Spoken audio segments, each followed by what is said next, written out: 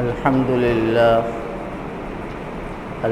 لله نحمده ونستعينه ونستغفره ونؤمن به ونتوكل عليه ونعوذ بالله من شرور أنفسنا ومن سيئات أعمالنا من يهده الله فلا مضل له ومن يضلله فلا هادي له ونشهد أن لا إله إلا الله وحده لا شريك له ونشهد أن سيدنا ونبينا ومولانا محمدا عبده ورسوله أما بعد فأعوذ بالله من الشيطان الرجيم بسم الله الرحمن الرحيم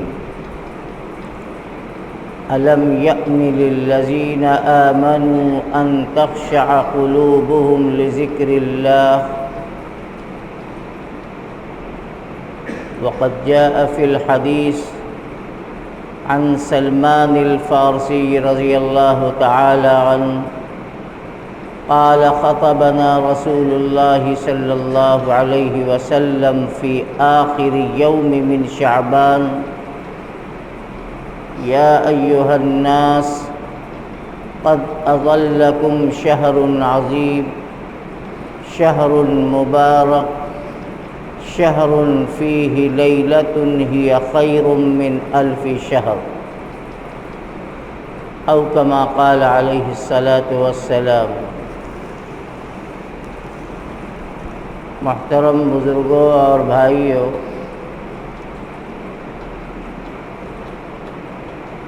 اس وقت ہمارے ملک کی جو صورتحال ہے اس سے ہم سب اچھی طرح سے واقف ہیں۔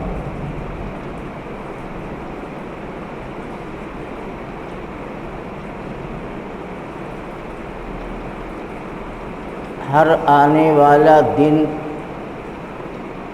گزشتہ دنوں کے مقابلے میں کچھ نئی باتیں لے کر آ رہا ہے۔ اس مرتبہ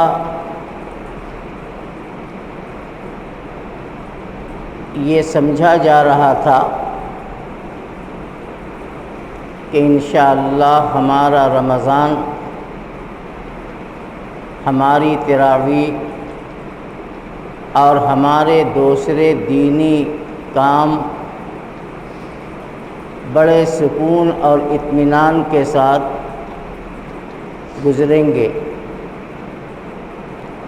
اس لیے کہ گزشتہ سال کا جو تلخ تجربہ ہے اور جس طرح سے رمضان اور رمضان کے پہلے کا مہینہ یعنی شعبان اور اس کے بعد کا مہینوں تک جو ماحول رہا، شاید ہماری نسلیں اسے بھول نہ پائیں گی۔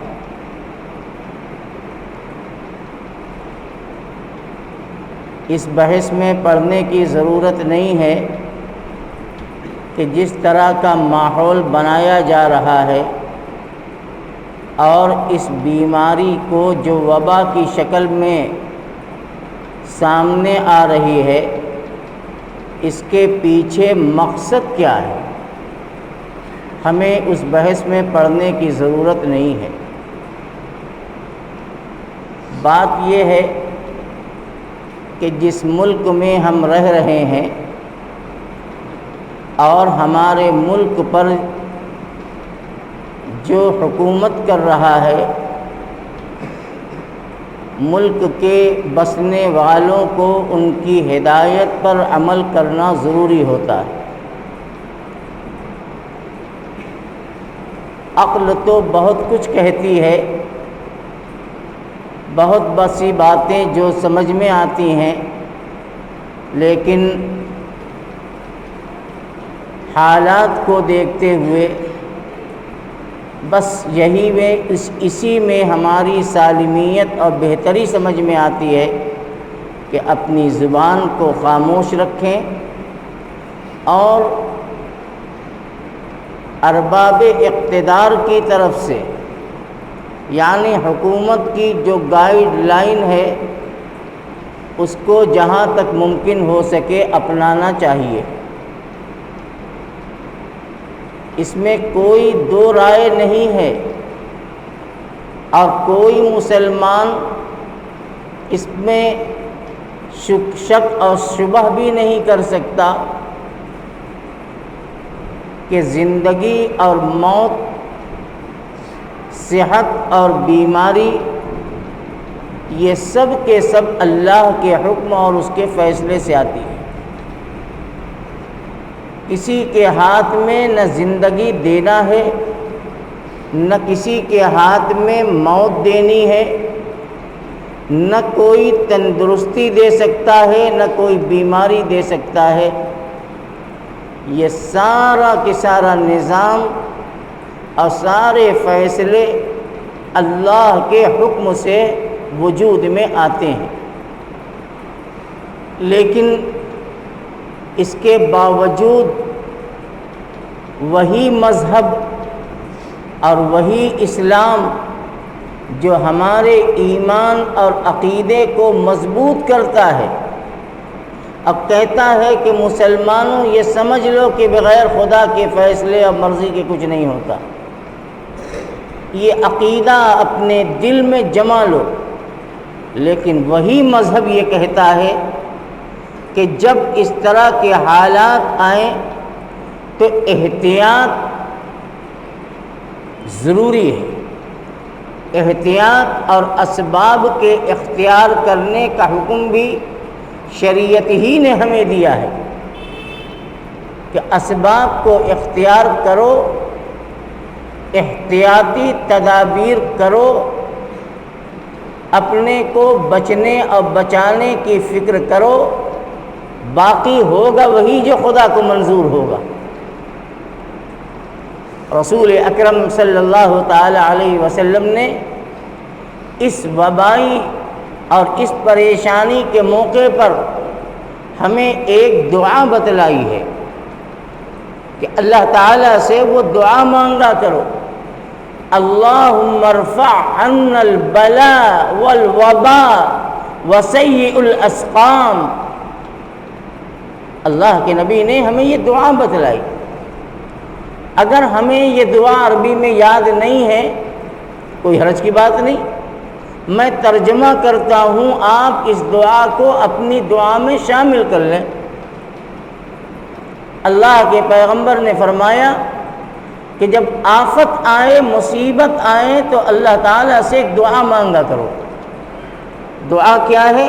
اللہم ارفع عنا البلاء، اے اللہ اس بلاؤں کو ہم سے اٹھا لے، والوباء، اے اللہ ان وباؤں کو بھی ہم سے ہٹا دے۔ اے اللہ آپ ہی کریں گے اور آپ ہی کے کرنے سے یہ چیز ہوگی، اور ہر مہلک اور خطرناک قسم کی بیماری ہم سے ہٹا لے۔ وسیئ الاسقام، ہر بیماری سے ہماری حفاظت فرما۔ یہ ہمارے پیغمبر کی تعلیم ہے، اور آپ نے ہمیں امت کو یہ بتلایا ہے کہ اللہ سے مانگا کرو، پریشانی میں اللہ تعالیٰ سے لو لگاؤ، اس کی طرف متوجہ ہو، اس کے آگے اپنے گناہ کی معافی مانگو،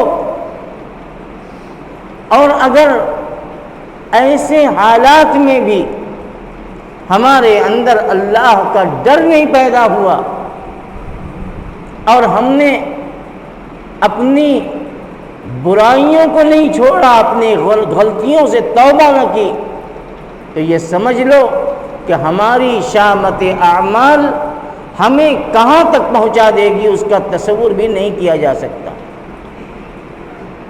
اللہ تعالیٰ نے قرآن پاک میں جو آیت میں نے آپ کے سامنے پڑھی تھی، اللہ نے یہی فرمایا، أَلَمْ يَأْنِ لِلَّذِينَ آمَنُوا أَن تَخْشَعَ قُلُوبُهُمْ لِذِكْرِ اللَّهِ۔ اے ایمان والو، اللہ ایمان والوں کو مخاطب کر رہے ہیں کہ کیا اب بھی وقت نہیں آیا؟ اے ایمان والو، کیا اب بھی وقت نہیں آیا کہ ان تخشع قلوبہم لذکر اللہ، کہ تمہارے دل اللہ کے ڈر سے کانپ اٹھتے، اللہ کی یاد سے تمہارے دل کے اندر خوف اور تقوی اور خشیت پیدا ہوتی؟ ابھی بھی یہ وقت نہیں آیا؟ کس وقت کے انتظار میں ہو؟ کیا چاہتے ہو؟ کیا ابھی بھی تمہارے اندر بیداری اور سوجھ بوجھ کی کیفیت نہیں پیدا ہوئی؟ اتنے حالات کے باوجود، اتنی مشکلات کے باوجود کہ آدمی اپنے کاروبار سے پریشان، اپنے گھر کے بال بچوں سے کے لیے فکر مند، روز ایک زخم لگتا ہے دل پر، روز ایک کچوکے لگتے ہیں، کبھی کسی کی بیماری، کبھی کسی کا انتقال، کبھی کسی کا حادثہ، یہ اللہ کی طرف سے ایک خاموش آواز ہے، یہ اللہ کی طرف سے خاموش تنبیہ ہے۔ اے ایمان والو، ابھی بھی تمہارے اندر خوف و خشیت نہیں پیدا ہوتی؟ ابھی بھی بے ایمانی، بددیانتی، جھوٹ، دھوکے بازی، مسجد سے دوری، نماز سے غفلت، قرآن سے غفلت، توبہ کی توفیق کا نہ ہونا، یہ سارے حالات تمہارے اوپر، ابھی تمہاری کیفیت کیوں نہیں بدل رہی ہے؟ ایمان والوں کی شان تو یہ ہے کہ جب اس کے اوپر کوئی حالات آتے ہیں، کوئی مصیبت آتی ہے تو وہ چوک پڑتے ہیں۔ مسلمان ایمان والا انسان ہے، انسان سے غلطیاں ہوتی ہیں، انسان سے گناہ ہوتی ہے، لیکن گناہ ہو جانا اتنا برا نہیں ہے جتنا برا گناہ ہونے کے بعد بھی جمے رہنا اور ضد اور ہٹ دھرمی کرنا ہے۔ اللہ تعالیٰ نے ایمان والوں کی شان بیان فرمائی، وَإِذَا فَعَلُوا فَاحِشَةً أَوْ ظَلَمُوا أَنفُسَهُمْ ذَكَرُوا اللَّهَ فَاسْتَغْفَرُوا لِذُنُوبِهِمْ وَمَنْ يَغْفِرُ الذُّنُوبَ إِلَّا اللَّهُ وَلَمْ يُصِرُّوا عَلَى مَا فَعَلُوا وَهُمْ يَعْلَمُونَ۔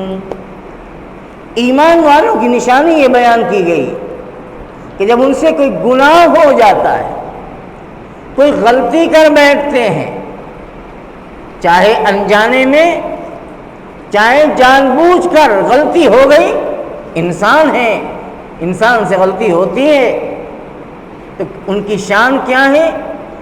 ذکر اللہ فاستغفروا، فوراً وہ اللہ کو یاد کرتے ہیں اور اپنے گناہ سے توبہ کرتے ہیں، چونک پڑتے ہیں، احساس ہوتا ہے کہ یا اللہ مجھ سے یہ غلطی ہو گئی، یا اللہ میں نے یہ گناہ کر دیا۔ ہم اپنے گناہ کو تسلیم کرتے ہیں، اعتراف کرتے ہیں، فاستغفروا لذنوبہم، اور اللہ سے سچے دل سے اپنے گناہ سے توبہ کرتے ہیں۔ اللہ فرماتا ہے وَمَنْ يَغْفِرُ الذُّنُوبَ إِلَّا اللَّهُ، اور ہے کون اللہ کے علاوہ جو اپنے بندوں کو معاف کر سکے؟ دنیا سب کچھ کر سکتی ہے، تمہیں مال دے سکتی ہے، تمہیں سامان دے سکتی ہے، دوائیں دے، سب کچھ کر سکتی ہے، لیکن مخلوق کے اندر یہ طاقت نہیں کہ کسی بندے کو معاف کر دے، یہ طاقت صرف خدا کے پاس۔ اللہ کے علاوہ کون ہے جو تمہیں معاف کرے؟ ایمان والوں کی شان یہ بیان کی گئی، وَلَمْ يُصِرُّوا عَلَى مَا فَعَلُوا، غلطی کرتے ہیں، گناہ کرتے ہیں، لیکن گناہ پر ڈٹتے نہیں، ضد نہیں کرتے، اصرار نہیں کرتے گناہ پر، ہٹ دھرمی نہیں کرتے۔ ٹھیک ہے، گناہ ہو گئی، شرمندہ ہیں ہم، ایسا نہیں کرنا چاہیے تھا، ہو گیا، ہمیں شرمندگی ہونی چاہیے۔ احساس ندامت یہ خود بہت بڑی چیز ہے، یہ بہت بڑی توبہ ہے۔ ندامت کا احساس ہو جائے گا تو انسان آئندہ اس برائی سے بچے گا، اور ندامت ہی نہ ہو، احساس ہی نہ ہو، احساس مر جائے تو یہ سمجھ لو کہ انسان کی اخلاقی موت ہو چکی ہے۔ اللہ فرماتا ہے وَلَمْ يُصِرُّوا عَلَى مَا فَعَلُوا، گناہ کرنے کے بعد گناہ پر جمتے نہیں۔ آج میرے بھائیوں کیسے کیسے گناہ اور کیسی کیسی غلطیاں ہو رہی ہیں، حالات کیسے ہو رہے ہیں، دن بدن مشکلات ہمیں چاروں طرف سے گھیر رہی ہیں۔ اس وقت ضرورت اسی بات کی تھی کہ ہم اللہ تعالیٰ کی طرف رجوع کرتے، اللہ تعالیٰ سے اپنے گناہ کی معافی مانگتے۔ اللہ تو معاف کرنے کے لیے تیار ہے۔ یہ وبائیں، یہ بلائیں اللہ تعالیٰ کی چاہیں تو لمحوں کے اندر اسے ختم کر دیں۔ آج ہر آدمی اپنے مستقبل کو لے کر پریشان ہے، کیا ہوگا، آنے والے دن میں کیسی پابندی لگا دی جائے گی، مساجد کا کیا ہوگا، تراویح کا کیا ہوگا، فکر مند ہے ہر آدمی۔ ہمیں احتیاطی تدابیر کے ساتھ ساتھ اپنے معمولات کو جاری رکھنا ہے۔ خدا نہ کرے اگر حالات بد سے بدتر ہو گئے اور پچھلے برس کی تاریخ پھر دہرائی گئی، اللہ نہ کرے، لیکن ہمیں مایوس نہیں ہونا، ہمیں گھبرانے کی ضرورت نہیں۔ ہمیں اپنے اعمال کو، عبادات کو اسی طرح سے جاری رکھنا ہے۔ رمضان سر پہ آ چکا، بس چند دنوں کے بعد مبارک مہینہ اللہ نے چاہا تو ہم سب کو میسر ہوگا۔ آقا دو عالم صلی اللہ تعالی علیہ وسلم کی وہ حدیث، بڑی مشہور حدیث، میں ہر سال آپ کو سناتا ہوں۔ رسول اکرم صلی اللہ علیہ وسلم نے اسی شعبان کے مہینے کی آخری تاریخوں میں صحابہ کے مجمع میں ایک تقریر فرمائی۔ آپ کی تقریر رمضان المبارک کی اہمیت، اس کے برکات اور اس کے فضائل کے سلسلے میں، فضائل اعمال میں آپ سنتے ہیں، تقریروں میں آپ سن چکے ہیں۔ اللہ کے نبی نے تقریر فرمائی، خطبہ دیا، لوگوں کو متوجہ کیا، یا ایھا الناس قد اضلکم شہر عظیم، اے لوگوں، بڑا قیمتی، بڑا بابرکت، بڑا اہم مہینہ تمہارے اوپر سایہ فگن ہونے والا ہے، یعنی عنقریب آ رہا ہے، بہت نزدیک آ چکا ہے، بڑی برکت والا مہینہ ہے۔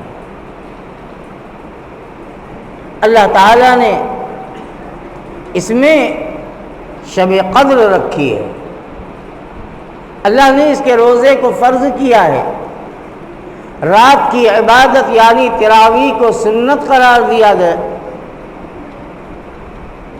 اور اس مہینے کے معمولات بتلائے گئے۔ حدیث بہت لمبی ہے، میں اس کا نچوڑ آپ کے سامنے پیش کر رہا ہوں۔ رسول پاک صلی اللہ علیہ وسلم کا اتنے اہتمام کے ساتھ صحابہ کے سامنے بیان فرمانا، یہ خود اپنی جگہ پر ایک بہت بڑی دلیل ہے کہ رمضان کا مبارک مہینہ انتہائی قیمتی اور خیر و برکت کا مہینہ ہے۔ آپ صحابہ کو متوجہ فرما رہے ہیں، وہ صحابہ جن کی زندگی کا ایک ایک عمل سنت کے عین مطابق اللہ کے احکام پر چلنے اور مٹنے والے، نبی کی سنتوں کو اپنی زندگی میں اور اپنے گھر کے ماحول میں شامل کرنے والے۔ لیکن آپ صحابہ کے سامنے یہ بیان فرما رہے ہیں کہ اے لوگوں، بہت برکت والا مہینہ آ رہا ہے، کمر کس لو، تیاری کر لو، اللہ کے لیے روزہ رکھو۔ انشاءاللہ میں بیان کرتا ہوں، میں آگے بھی بیان کروں گا رمضان کے فضائل سے اور اس کے ضروری احکامات سے متعلق۔ مجھے تو اس وقت وہ احساس آپ کو دلانا ہے کہ اپنے اندر اللہ کا ڈر پیدا کرو، اللہ سے رجوع ہو جاؤ، اللہ سے لو لگاؤ، گانے بجانے کو چھوڑ دو، ٹی وی کو بند کر دو، بلا وجہ موبائل کے گناہ سے اپنے کو، اپنے بیوی بچوں کو بچا لو۔ یہ چیزیں نحوستیں لانے والی ہیں، بربادی اور بلائیں لانے والی ہیں۔ اپنے گھروں کے اندر عورتوں میں نماز کی پابندی کا احساس دلاؤ۔ کوئی بالغ بچی بغیر نماز کے گھر میں نہ رہے، اور جو نابالغ بچیاں ہیں ان کے اندر بھی شوق پیدا کرو کہ وہ بھی اپنے ماں کے ساتھ، اپنی بڑی بہن کے ساتھ وہ بھی نماز پڑھے اور نماز کے لیے کھڑی ہو۔ عورتوں کو تاکید کی جائے کہ وہ قرآن پاک کی تلاوت کا گھر میں اہتمام کریں، روز قرآن کھولا جائے، جتنا چاہے پڑھیں، آدھا پارہ، پاؤ پارہ، ایک پارہ، چند مشہور سورتیں ہی پڑھ لیں، سورہ یاسین ہی روز پڑھ لیں جو قرآن کا دل ہے۔ دیکھو آپ کو کھلا ہوا فرق محسوس ہوگا۔ گناہ کے اندر دو نقصان ہے۔ ایک نقصان تو یہ ہے کہ آپ گناہ کر کے اللہ کے غصے کو قریب کر رہے ہو۔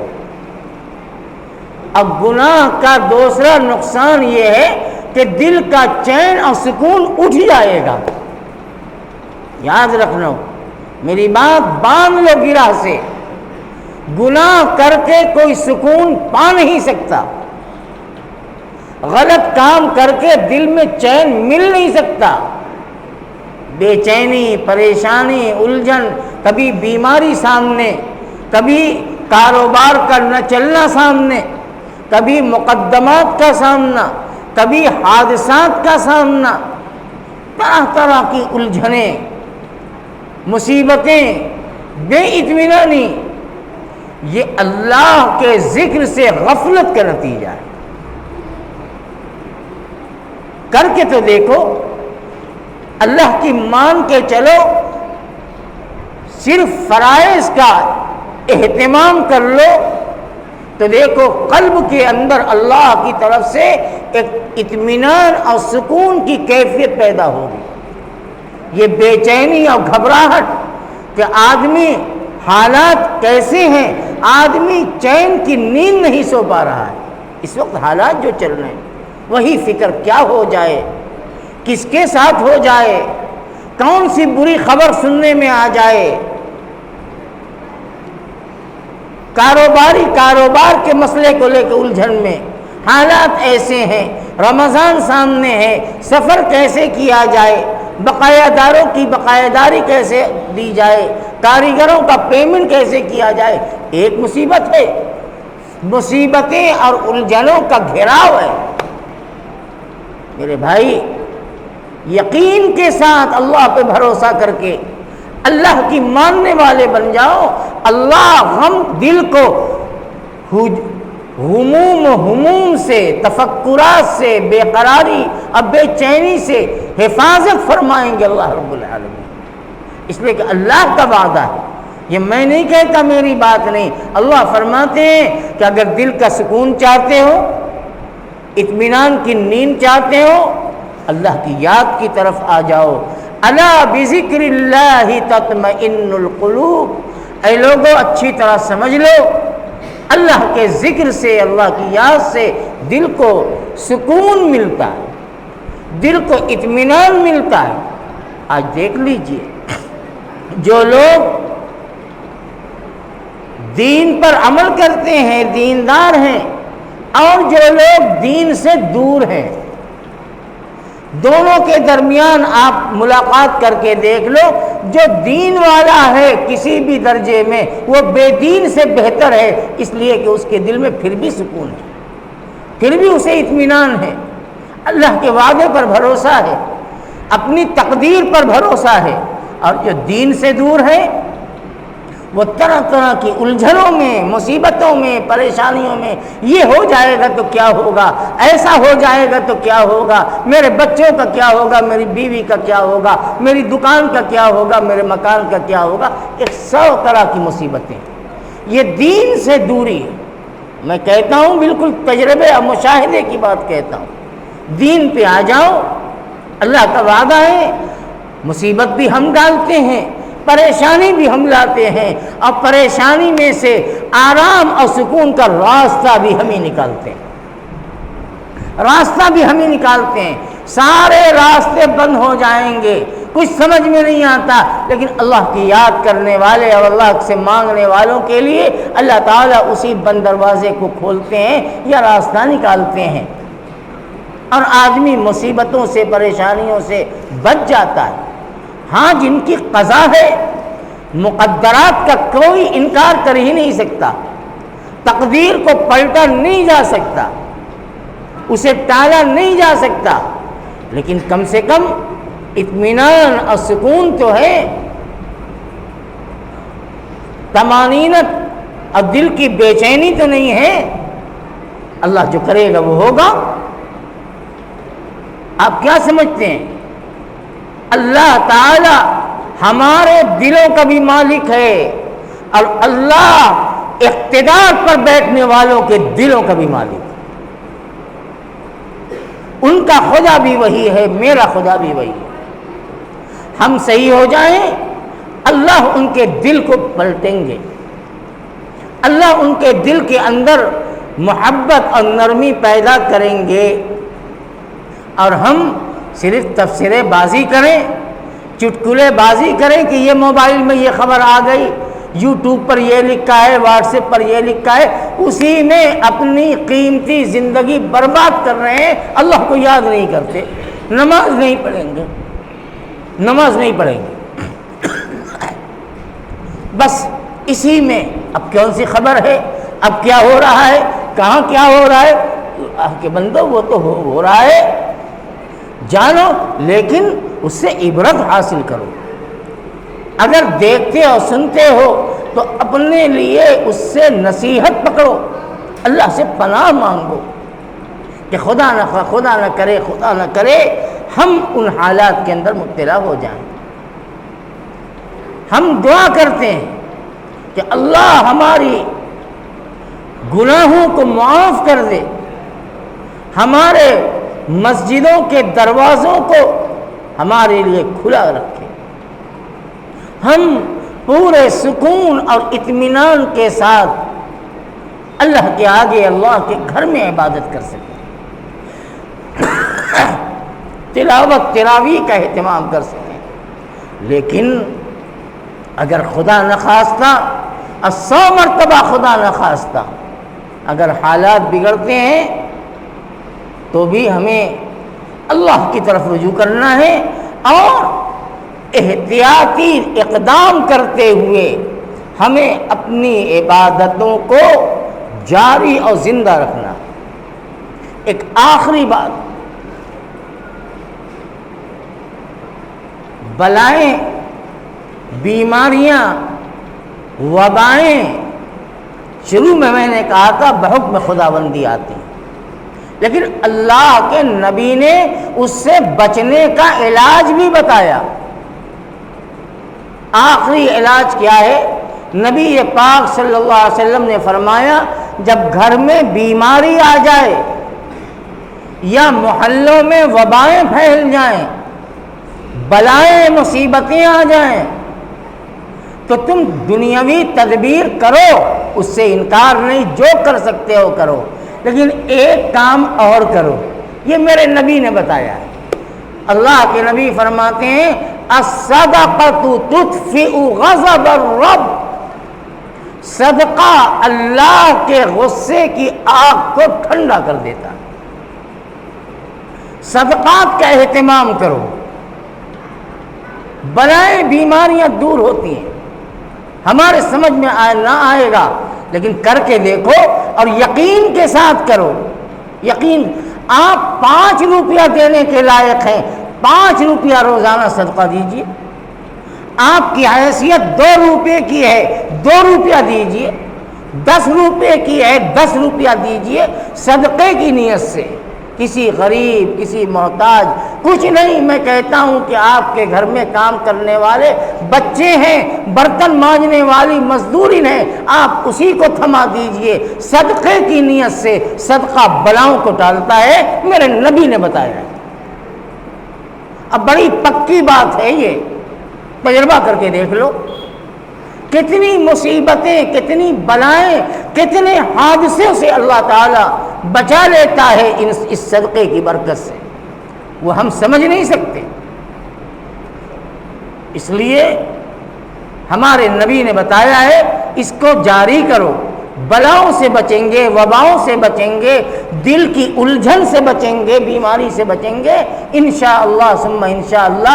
اگر خدا کو منظور ہوگا اللہ تعالیٰ برا چاہنے والوں کا منہ کالا کر دے گا اور اللہ تعالیٰ اپنے بندوں کو بچا لے گا۔ وہ بڑی طاقت والے ہیں، وہ بڑی قدرت والے ہیں، ان کی قدرت میں سب کچھ ہے۔ کیا وہ حالات نہیں دیکھ رہے؟ کیا انہیں پتہ نہیں ہے؟ وہ سب دیکھ رہے ہیں، انہیں سب پتہ ہے۔ فیصلے عرش پر ہو رہے ہیں، اب پھر روئے زمین پر اسے نازل کیا جا رہا ہے، اور پھر لوگوں کے ذریعے اسے نافذ کیا جا رہا ہے۔ اللہ سے لو لگاؤ۔ قرآن کی جو آیت میں نے پڑھی تھی بہت ہی چونکا دینے والی کہ الم یأن للذین آمنوا ان تخشع قلوبہم لذکر اللہ، اے ایمان والو ابھی وہ وقت نہیں آیا کہ تمہارے دل اللہ کی یاد سے کانپ جاتے، تم اللہ کی طرف رجوع کرتے۔ رجوع کر کے دیکھو، اللہ کی یاد میں بڑا سکون ہے، اللہ کے ماننے میں بڑا اطمینان ہے، نبی کے طریقے پر چلنے میں بڑی عافیت ہے۔ اللہ تعالی ہم سب کی ان بلاؤں سے، وباؤں سے حفاظت فرمائے۔ اللہ تعالیٰ جو بچے ہوئے ہیں اللہ ان کی حفاظت فرمائے۔ اللہ جو بیماری میں مبتلا ہو چکے ہیں پروردگار انہیں عافیت اور صحت عطا فرمائے، اور جو دنیا سے چلے گئے اللہ تعالیٰ ان کی بال بال مغفرت فرمائے۔ وآخر دعوانا ان الحمد للہ رب العالمین۔ ایک بات مجھے اور عرض کرنی ہے، میں نے پچھلے ہی جمعہ سوچا تھا لیکن وقت زیادہ ہو گیا تھا۔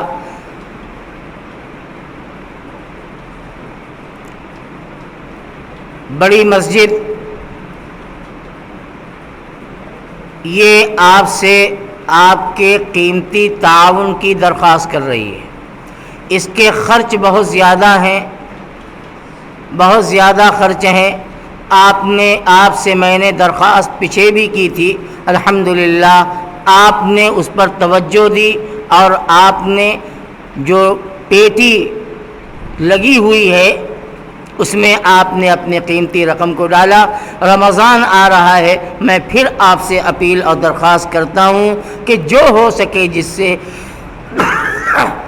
اللہ کے گھر کی تزئین، تعمیر اور ضرورتوں میں آپ اپنے پیسے کو خرچ کریں، اللہ آپ کے مال میں خیر و برکت عطا فرمائے گا۔